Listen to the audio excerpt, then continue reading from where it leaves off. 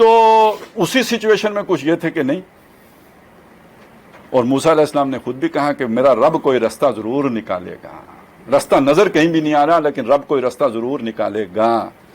اور یہی بات آپ کو غزوہ احزاب میں بھی ملے گی، اور یہی بات غار ثور میں بھی ملے گی. حضرت ابو بکر نے کہا ہم تو پکڑے جائیں گے، تو حضور نے کہا کہ نہیں، ہرگز نہیں پکڑے جائیں گے، ہمارے ساتھ ہمارا رب ہے.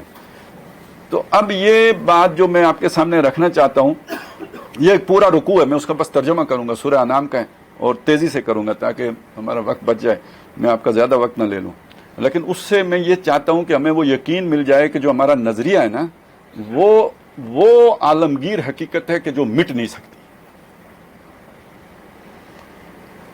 تو جب آپ اس چیز کے ساتھ جڑ جائیں جو مٹ نہیں سکے، تو وہ آپ کو بھی ایگزسٹنس اور آپ کے لیے بھی جو ہے نا وہ اپنا وجود برقرار رکھنے کا جواز فراہم کر دیتی ہے، ذریعہ بن جاتی ہے.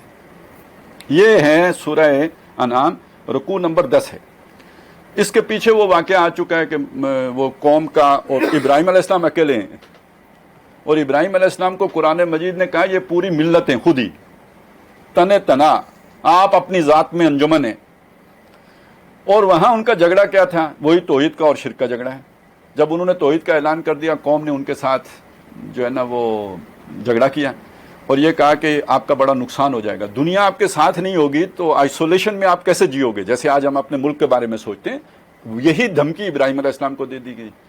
تو اس کا ایک جواب دیا ابراہیم علیہ السلام نے، فَأَيُّ الْفَرِيقَيْنِ احق بالامن، ہم دو گروہ ہیں، تم شرک پر ہو، میں توحید پر ہوں، ہم دو میں سے امن کا زیادہ حقدار کون ہے؟ ان کنتم تعلمون، اگر تم جانتے ہو تو مجھے بتاؤ.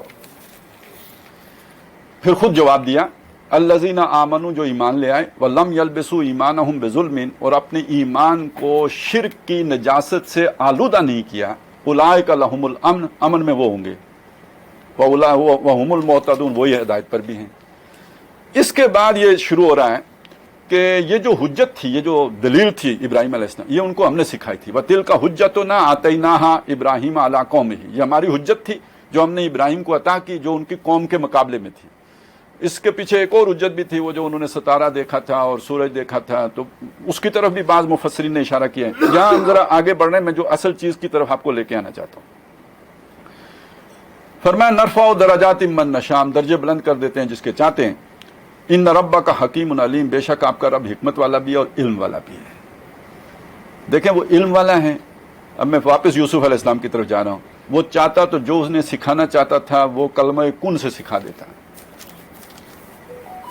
لیکن وہ حکمت والا بھی ہے. اس نے اس طرح سکھانا مناسب نہیں سمجھا، اس نے گریجولی اور تدریج سے اور اسباب کی سطح پہ سکھانا اس کی حکمت کا تقاضا تھا. تو وہ اتنا بڑا جو ہے نا وہ ایک کھکھیڑ مول لینا پڑا وہ چیزیں انہیں سکھانے کے لیے. نہیں تو اللہ کے لیے کیا مشکل تھا، ایک شف کرتے جیسے ہمارے ایک پیر صاحب کرتے ہیں تو بندہ ٹھیک ہو جاتا ہے. تو ابراہیم علیہ السلام، یوسف علیہ السلام بھی ٹھیک ہو جاتے اور انہیں وہ ساری باتیں معلوم ہو جاتی. ایسا نہیں کیا اللہ نے، وہ تو اس کی حکمت کا تقاضا یہ نہیں تھا. اب میں یہاں پہ صرف اس طرف اشارہ کرنا چاہتا ہوں، اللہ چاہتا تو پاکستان پہلے دن ہی سے صحیح رخ پہ چلتا، لیکن اس کی کوئی حکمت تھی کہ اس نے نہیں چاہا کہ ابھی صحیح رخ پہ چلے. اس کا کوئی وقت معین تھا، جب ہوگا پورا تو وہ چیز ادھر جائے گی. اس وقت اللہ کی حکمت میں نہیں تھا، تو بس ٹھیک ہے، جیسے بھی چیزیں چلی ہیں چلی ہیں. آگے چلیے جی. وہ جو ابراہیم نے یہ سٹانس لیا اور ڈٹ کے کھڑے ہو گئے اور تنہ تنہا کھڑے ہو گئے، اس کا صلہ اللہ نے کیا دیا انہیں، وَوَهَبْنَا لَهُ إِسْحَاقَ وَيَعْقُوبَ، اس کو ہم نے اسحاق بیٹا دیا. ایک بیٹا پہلے سے ہیں اسماعیل، بعد میں اسحاق دیے. اسحاق کے بیٹے ہیں یعقوب پوتا، تو اسحاق بھی دیا، یعقوب بھی دیا. کُلًّا ہدینا، ان سب کو ہدایت دی، یعنی صحیح رخ پہ بھی رکھا. ان کو وہ قابیل کے راستے پہ نہیں جانے دیا بلکہ حابیل کے راستے پہ چلایا ان کو. وَنُوحًا ہدینا من قبل، اور نوح کو ان سے پہلے ہدایت دے چکے. اب یہ سلسلہ بیان ہو رہا ہے، وہ جو آدم علیہ السلام، حابیل، بیچ میں ادریس اور شیس بھی ہیں. آگے چلیں تو آگے حضرت نوح علیہ السلام، پھر ان کے 3 بیٹوں سے جو نسل چلی ہے تو حضرت حام کی نسل میں پھر یہ آگے حضرت ہود علیہ السلام، حضرت صالح علیہ السلام، پھر حضرت ابراہیم علیہ السلام. یہ ایک سلسلہ آ رہا ہے، ایک لڑی ہے جو چلی آ رہی ہے.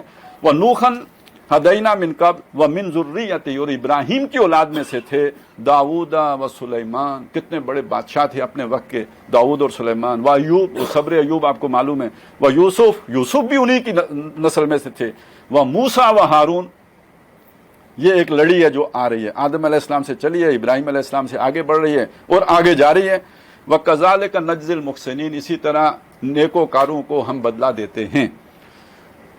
وزکریا و یحییٰ، زکریا اور یحییٰ بھی تھے. یہ زکریا حضرت عیسیٰ علیہ السلام سے متصلاً قبل ہیں، اور ان کو بھی اللہ تعالیٰ نے جو ہے نا مافوق الفطرت طریقے سے اولاد دی تھی، یہ حضرت یحییٰ علیہ السلام.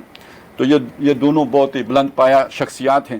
اور و عیسیٰ و الیاس، عیسیٰ علیہ السلام آپ کو معلوم ہی ہے یہ آخری نبی ہیں بنی اسرائیل کے سلسلے کے.